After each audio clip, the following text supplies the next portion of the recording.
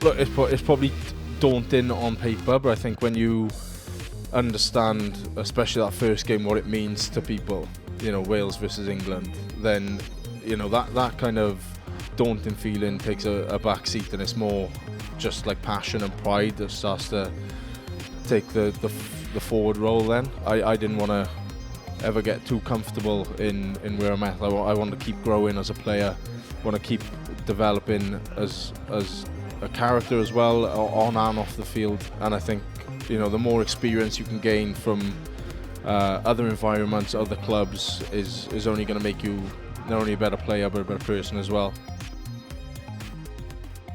Dewi Lake, thanks for joining us.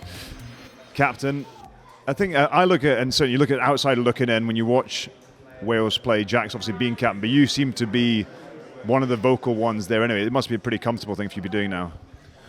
Yeah, I think like me and Jac have shared the role previously in the World Cup, and then obviously he's been our captain, but I think we very much rely on each other. In terms of, like, I lean on him a lot if I'm the captain and he's in the squad, and probably the same goes in terms of how we support each other and stick together through the whole process. I think, we're both pretty vocal on the field around comms to the boys, or to each other around certain things in the game. So I think it's just something we've both been comfortable with together since being given the role in 2023. So how much harder is it then to not have Jac there? You mentioned how much you lean on each other and you can almost split the duties up. It's a much bigger challenge for you to take on that personally and do it all by yourself. Yeah, it's obviously he's a massive loss to me personally. He's a massive loss to us as a group and as a squad, what he brings on the field as well as off it. But I think I still won't be alone, as much as he won't be there. There'll be other boys that will take that mantle that I can lean on as well. Other leadership figures in the squad that will continue to lead. Tomos Williams being one of them. Captains Gloucester and is an excellent leader. Dafydd Jenkins as well. So there'll still be boys in that squad that I can lean on and go to for advice, or go to if there's something that I need. I think they're a massive part of any captain's role is the leaders in that group as well. For sure, and maybe even more so now than ever when you think of what's going on the outside and all the uncertainty and what you boys are having to deal with. Does that put even more onus on having a strong leadership core to lead by example? Yeah, I think so, and probably more than ever just to be there for people. If they need to get things off their mind, if they need to chat, I think our environment is pretty good for that anyway. It's a tight group, and I think sometimes off-field things like this will only bring you together and make you tighter as a group. There is probably ways you can find positives in a negative situation like this. But yeah, I think it's about probably understanding what people are going through, off the field as well. A lot of instability and uncertainty around, whether they'll have a future, or how they're going to tell the news to their families and stuff. So I think that we've got to have an understanding around how boys are going to be feeling in and around things like that as well. How distracting is it, Dewi? And it's maybe a hard question to answer. Just, you touched on it, the amount of background noise. It isn't even talking about rugby at times on the pitch. How distracting is that for you? Or are you able to just shut the door when you get to camp and say, that's over there and we've got to focus on what we're doing? Yeah, I think that probably will be a bit of an escape for the boys to have rugby to focus on again, and not have that looming over you in the background. I think once you get into camp and once you've got games to look forward to, that your focus has to be on representing your country and looking forward to those games. So I think it just gives less opportunity for that to kind of creep into your mind or take over your thoughts, or dominate what you're thinking about. Look, I think that there probably still has to be room for discussion within the camp if anybody wants to talk about it, and that has to be allowed to happen. But I think it won't come up as much because everybody will be so focused on, this group and what we want to produce on the field come this campaign.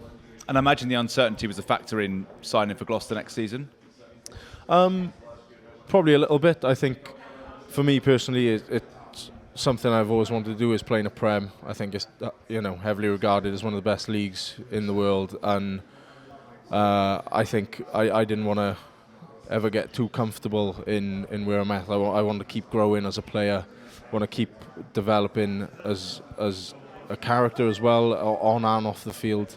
And I think the more experience you can gain from other environments, other clubs, is only going to make you not only a better player but a better person as well. And I think that was probably a big factor in my decision as well. And just tell us about the improvements that you feel you can make. Steve's only had 4 games in charge, but every training session there'll be a bit more coming through about what he wants from the team, the identity, the culture, the strategy, the game plan. It's a daunting start, isn't it, with England and France early on, but how do you turn that daunting schedule into something quite exciting? Yeah, I think, look, it's probably daunting on paper, but I think when you understand, especially that first game, what it means to people, Wales versus England, then, that kind of daunting feeling takes a back seat, and it's more just like passion and pride that starts to take the forward role. Then I think Steve's been excellent in what he's brought into the squad, his energy and his passion around the group, and his detail and level of coaching is something that has probably fed down into the rest of the environment. I think everybody feeds off the energy that he brings and the passion he has for Wales and for Welsh rugby as well is something that everybody picks up on. And I think we saw the game plan kind of start to come to fruition during patches in the autumn. I think for us it's a massive thing of, can we keep that over the next 8 weeks, a longer period of time, and the longer time we get together, that game plan is only going to develop, and then we'll implement things around it, and I think it's going to be an exciting thing to watch come the Six Nations. Yeah, we've seen glimpses, Dewi, and Steve mentioned that New Zealand game in particular, but how hard, I suppose, is the challenge to take that 50 minutes and see it across 80 minutes, but then also across 5 games? Yeah, I think it is a massive challenge, and that is our biggest challenge, because ultimately with the squad depth that teams have now, it's not good enough to do it for 50 minutes, because the talent that some of these teams are going to have off the bench can change the game in 30 minutes or 20 minutes. So it's a massive focus point for us in terms of being able to be the team that we want to be for 80 minutes, and then to do it across 5 games is going to be our biggest challenge, I think. Wish you really well, though. One question to finish. We're asking all the captains. You score a match-winning try at the Principality Stadium. Music comes on the tannoy. Your choice of any song in the world, what would it be? Yma o hyd by Dafydd. Yma o hyd. How does that go? That wasn't a kind of what Hugo does when he asks how a Wonderwall goes. We've never heard it. No. Roedd dim yn cofio popeth.